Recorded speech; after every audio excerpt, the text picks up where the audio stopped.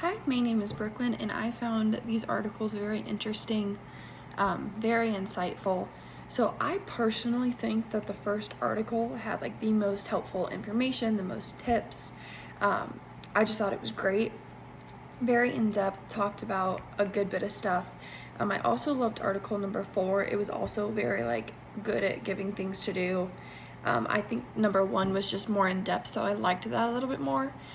Because it talked about how in a marriage you need to like have humility and admit that you are a sinful person and that you make mistakes, and then you also need to develop skills to protect your marriage. And it had several points for each of those. I thought it was just very in-depth. I loved it, took notes, like it was great. My I would say my top 2 things from article number 1 would be there's so many good ones. The first part of the humility section was to admit that sin stains every marriage. Sometimes I feel like when you're in a relationship, you just try to make everything perfect and just protect your relationship and be like, oh, like we're perfect, we never make mistakes, which can be detrimental because then you have such high expectations, such high standards on both you and your partner. So I really like that. Just be aware and know that every marriage has its struggles. I love that. Let's do my next part is also in humility. Blame shifting. I feel like it's such a huge one. Like in relationships, I've seen it in my own. Blame shifting is such a huge thing because no one ever wants to be the guilty party. So you're like, oh, it wasn't me, it's because you did this or they did that, and that isn't helpful. You need to be responsible, admit that you did wrong. And then I'm actually going to do 2 more in the first one because they're all so great. But attending to your negative attitudes, recognizing them, that you have a negative attitude, and like fixing that, I feel like is so helpful. And then build a long-term friendship. That is such a huge thing because without a friendship base, you guys are just kind of there. It's kind of awkward. I feel like having a friendship is so much better. Moving on to article 2, my 2 favorite things in there. Let's see, I loved the flooding, when it talked about the flooding.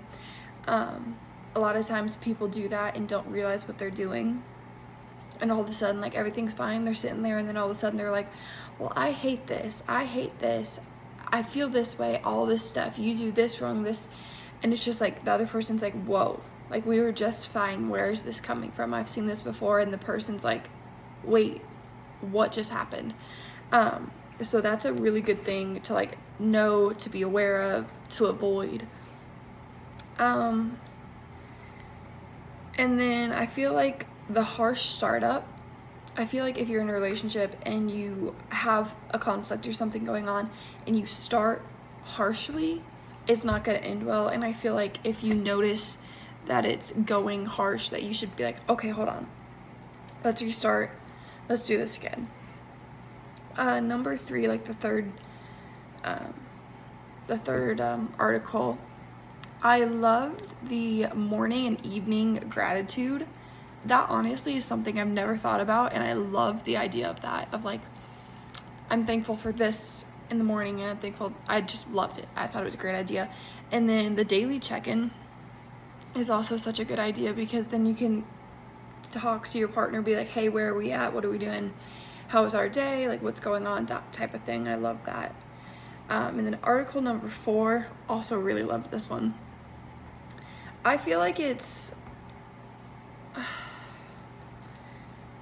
like kind of like your subconscious, you're like, oh, I know I need to like invest in myself and make sure I'm doing good, especially in today's society where it's all about like self-care, self-help, stuff like that.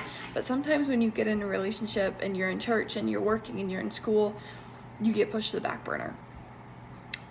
So I feel like making sure like you are doing okay is such a big step in making sure your marriage or your relationship is doing okay, because in order for the relationship to be good, you have to be good. And then also being around strong couples. That is such a good thing, because if you're around someone who's not strong, it's not going to be good. So thank you.